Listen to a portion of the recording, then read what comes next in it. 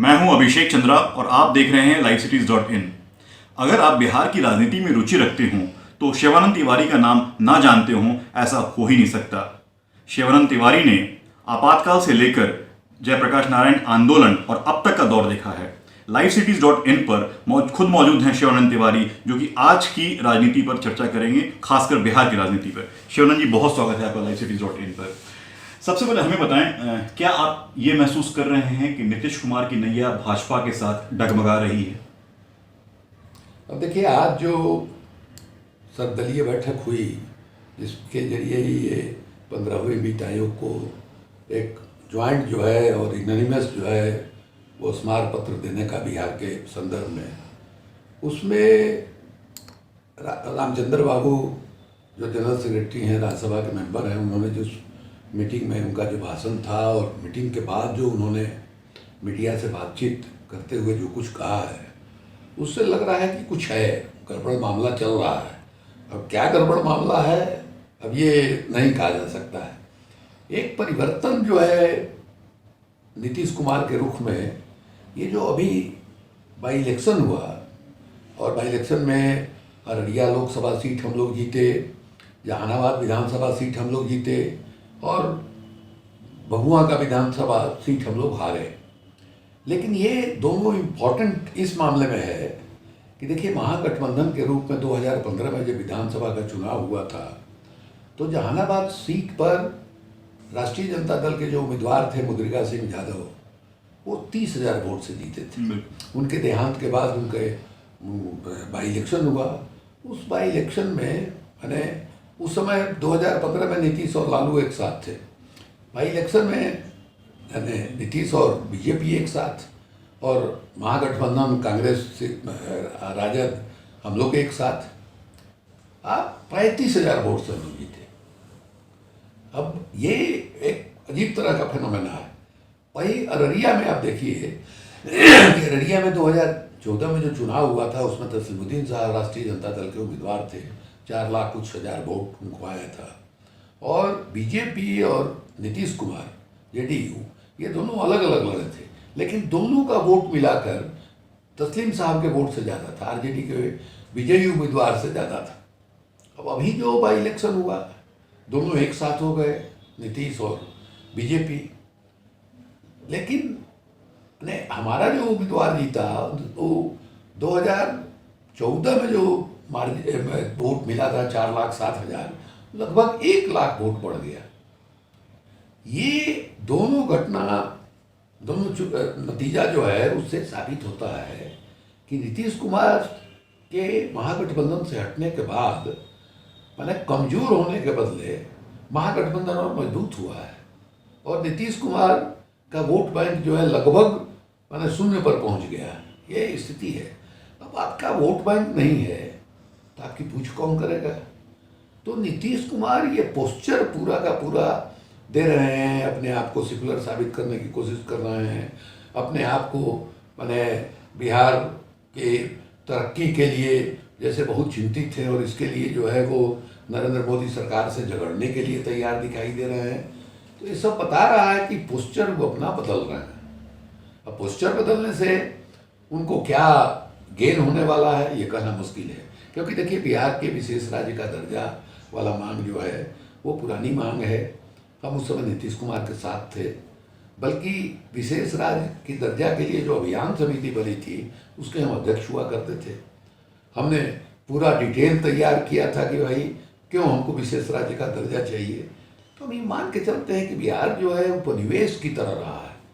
और कल देखिए, टाइम्स ऑफ इंडिया में सुशील कुमार मोदी का एक आर्टिकल छपा है, वो भी साबित करता है कि बिहार जो है बिल्कुल उपनिवेश की तरह, जैसे बिहार के लोगों का जो पैसा बिहार के बैंकों में जमा है उसमें खर्च कितना बिहार में हो रहा है। तो जो CD रेशियो कहा जाता है, क्रेडिट डिपॉजिट रेशियो, वो नेशनल एवरेज से हमारा बहुत कम है, 32-34 जो है। और बाकी हमारा पैसा जो है वो उन राज्यों में जा रहा है जिनको कहा जाता है कि वो विकसित है। तो हमारा जो वेल्थ है, हमारे जो पूंजी है, वो पूंजी निकल के जा रही है बाहर। और हम भारत सरकार से क्या मांग रहे हैं भाई? जितनी पूंजी हमारी निकल के जा रही है उसके अनुपात में हम कम ही मांग रहे हैं, लेकिन इस पर किसी ने कभी ध्यान नहीं दिया। उस तरह से और भी फैक्टर्स हैं, जैसे आपको आज़ादी के बाद जो है फ्रेट इक्वलाइजेशन, कोयला में, आयरन ओर में प्लस सीमेंट में फ्रेट इक्वलाइजेशन थ्योरी लगी हुई, उससे बिहार को काफ़ी घाटा लगा। ये आदरी वालों ने एक बार कराया था हिसाब किताब, तो कोयले के मामले में फ्रेट इक्वलाइजेशन थ्योरी के पॉलिसी के चलते 1 लाख से ऊपर करोड़ रुपया बिहार का नुकसान हुआ था। अभी हालिया श्रवण जी जो मीटिंग हुई सीएम की पीएम के साथ में, काफ़ी उम्मीद की जा रही थी कि नीतीश कुमार बहुत सारी मांगों को लेकर के पीएम से मिलने जा रहे हैं, लेकिन कोई भी आधिकारिक बयान ना तो भाजपा की तरफ से, ना तो पीएमओ की तरफ से, ना तो बिहार के मुख्यमंत्री के दफ्तर की तरफ से आया कि आखिर उन दोनों की मीटिंग में क्या हुआ, नीतीश कुमार ने कौन कौन सी मांगे रखी और प्रधानमंत्री का क्या रुख था। अब ये सचमुच आश्चर्यजनक बात है।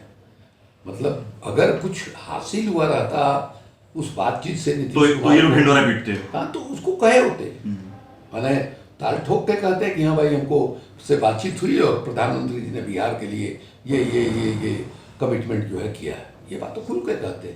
वो भी मौन है और प्रधानमंत्री कह रहा है तो मौन नहीं। तो इसलिए पता चल रहा है कि जो मुलाकात हुई है वो बात बनी नहीं है। अब उसमें क्या बात थी जो नहीं बनी, अभी आप हम सब आदमी अलग अलग अनुमान लगा सकते हैं। तो हमको लगता है कि अब ये भी चर्चा है, सीट शेयरिंग को लेकर के चर्चा है लोकसभा चुनाव के लिए। तो उसमें अब दिक्कत ये है कि आपके पास 2 सीटिंग सीट है, बाकी जो है माने 32-33 जो है वो एनडीए गठबंधन के लोग जीते हुए हैं। तो बीजेपी कितना एकोमोडेट आपको कर सकती है, ये भी एक सवाल है। तो जो अब आपको लगता है कि हमको बहुत कम सीट मिलेगी तो हमारा माने बाजार में हमारी कीमत जो है हल्की हो जाएगी। जैसे मान लीजिए महागठबंधन के रूप में जब चुनाव हो रहा था तो लालू यादव के साथ इनका जो है हुआ कि नहीं बराबर हो, तो 101 जो है लड़े, तो दिखाना चाहते थे कि हम लालू यादव से कमतर नहीं है।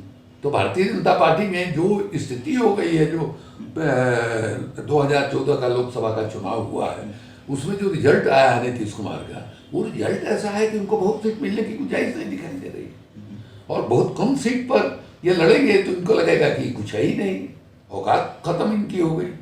इसलिए कुछ पैंतरा बतिया रहे हैं। और इस बीच में जो हमने आपको शुरू में कहा बाई इलेक्शन के बारे में, बाई इलेक्शन का जो रिजल्ट निकला उससे साबित ये हो रहा है कि जो भी छोटी मोटी इनकी पूंजी थी, जो भी छोटा मोटा आधार इनका था, वो आधार भी इनका साफ हो चुका था। क्योंकि देखिए ना आप, इनका आधार क्या था कि माना जाता था कि अति पिछड़ा का एक हिस्सा इनके पास है, महादलित इन्होंने बनाया था उसको वो है, प्लस मुसलमानों में जो पसमानदा थे वो है।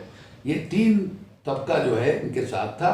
उसका जो भी वोट था वो 2014 में जो लोकसभा का चुनाव हुआ जिसमें अकेले नीतीश कुमार लड़े, उसमें दिखाई दिया। अब जब 2015 में आपने लालू यादव के साथ गठबंधन बनाया, लालू यादव के साथ आए, इनके साथ जो लोग थे, अति पिछड़ा हो, महादलित हो, पसमानदा हो, ये कौन लोग थे? 1990 में जब मंडल कमीशन लागू हुआ था तो ये तमाम लोग जो है एक साथ थे और उसके नेता हुआ करते थे लालू यादव।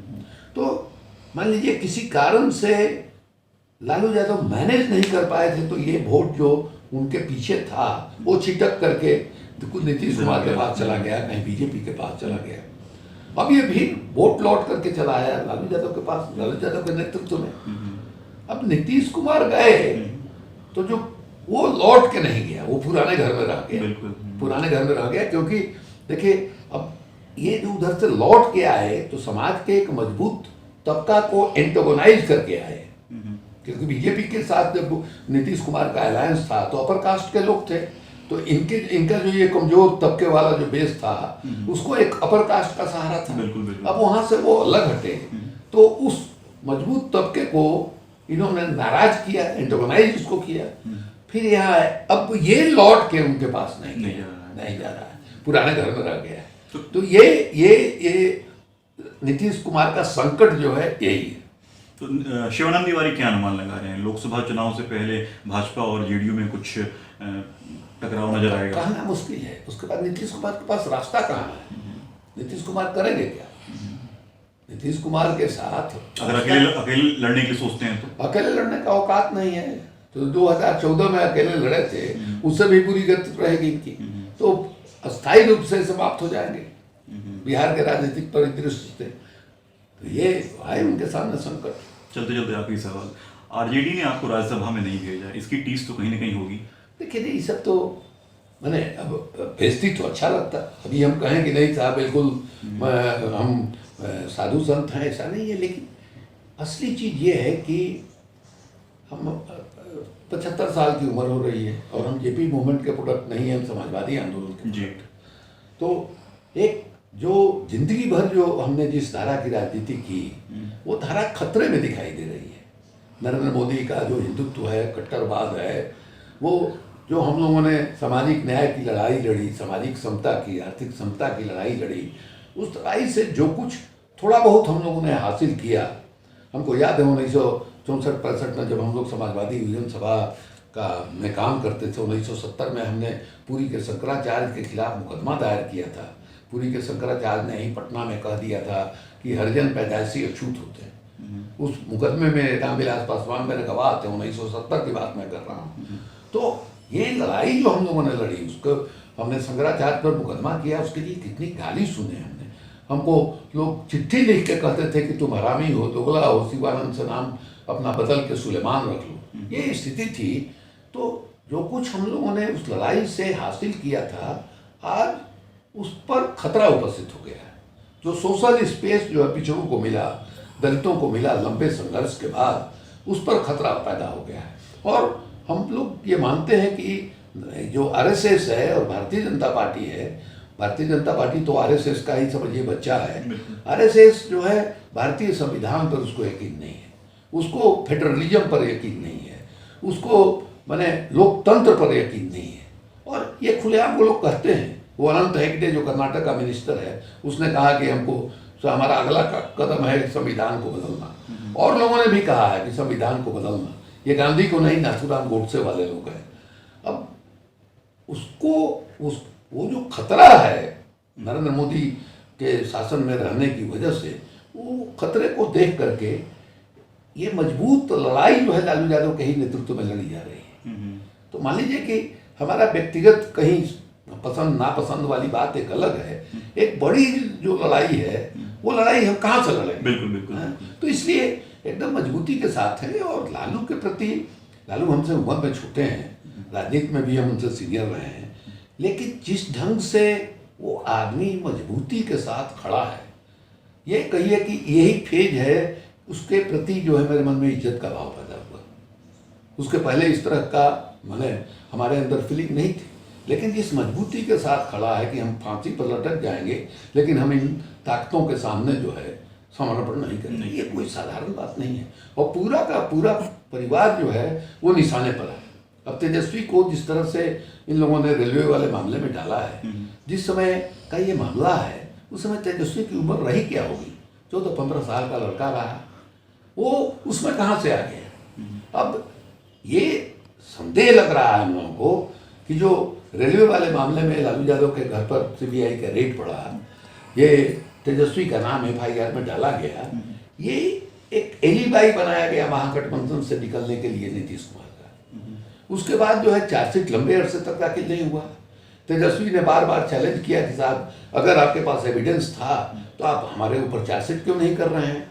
तब तक इंडियन एक्सप्रेस में खबर छपी कि सीबीआई का जो लीगल सेल है उसने सीबीआई को मना किया था कि साहब इस केस में आप एफआईआर मत दर्ज कीजिए, आपके पास एविडेंस नहीं है। तब इधर जो चुनौती मिली तो आनंद फानंद में सीबीआई ने वहाँ पटियाला कोर्ट में दिल्ली में चार्जशीट जो है दाखिल किया। अब अखबार में खबर आई जब चार्जशीट इस कोर्ट में दाखिल किया, उस जज ने ये कहा कि भाई आपके पास पूरा कागज नहीं है, आप चार्जशीट कैसे दाखिल कर रहे हैं? तो ये बिल्कुल साफ लग रहा है कि जानबूझ करके ये तेजस्वी को घेरने की कोशिश हो रही है और ये मुकदमा दर्ज हुआ है ताकि उसी का बहाना बना करके महागठबंधन से नीतीश कुमार निकले। तो क्या महसूस करें, तेजस्वी यादव से नरेंद्र मोदी और नीतीश कुमार डर गए हैं? निश्चित रूप से। उस समय हम नहीं कह रहे हैं कि डर गए, वो जिस समय वो हटाया, मैंने लालू यादव से हटा गए हटा के, उस समय तो डिप्टी चीफ मिनिस्टर थे तेजस्वी, लेकिन लीडर के रूप में प्रोजेक्शन तो उनका हुआ जब महागठबंधन छोड़ करके फिर से बीजेपी के साथ नीतीश कुमार ने सरकार बनाई और विश्वास मत में जो डिबेट हुआ, उस डिबेट में तेजस्वी का जो परफॉर्मेंस था as a leader of opposition, बिल्कुल हमने देखा था। वहीं से रिकॉग्नाइज हुए एज ए लीडर तेजस्वी। और उसके बाद लगातार जो है मैंने हमने आम आदमी भी जो लालू यादव का वोटर नहीं भी है, लालू यादव को नापसंद करने वाले लोग भी हैं, वो भी तेजस्वी का जो लीडर ऑफ अपोजिशन के रूप में जो परफॉर्मेंस हो रहा है उसको से अप्रिशिएट कर रहे हैं और कह रहे हैं कि नहीं साहब, ये नौजवान में एक पोटेंशियली है और ये देश का नेता आगे हो सकता है।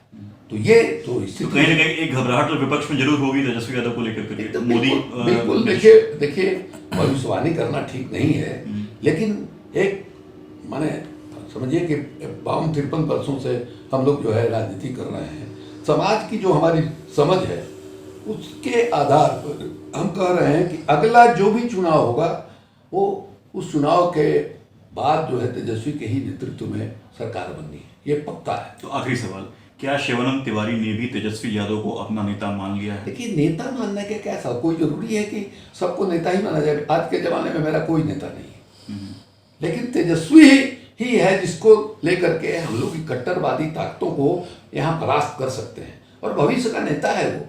अब इसका ये मतलब नहीं कि मेरा भी नेता हो जाए, अब मेरा बेटा भी MLA है, हमसे बढ़िया जो है लोकप्रियता उसकी क्षेत्र में है, तो उसको मेरा नेता हो जाएगा?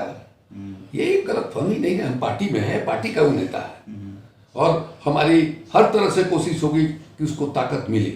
हमारे पास जो भी क्षमता है, हमारे पास जो भी काबिलियत है थोड़ी बहुत, उसके साथ जो है हम उसके पीछे मजबूती के साथ खड़े। तो ये थे शिवानंद तिवारी जो कि livecities.in से एक्सक्लूसिव बात कर रहे थे। इनका मानना है कि नीतीश कुमार और नरेंद्र मोदी की हालिया जो बैठक हुई है उसमें से कुछ निकल कर नहीं आया है और तेजस्वी यादव बिहार के भविष्य के नेता हैं। अभिषेक चंद्रा, livecities.in, पटना।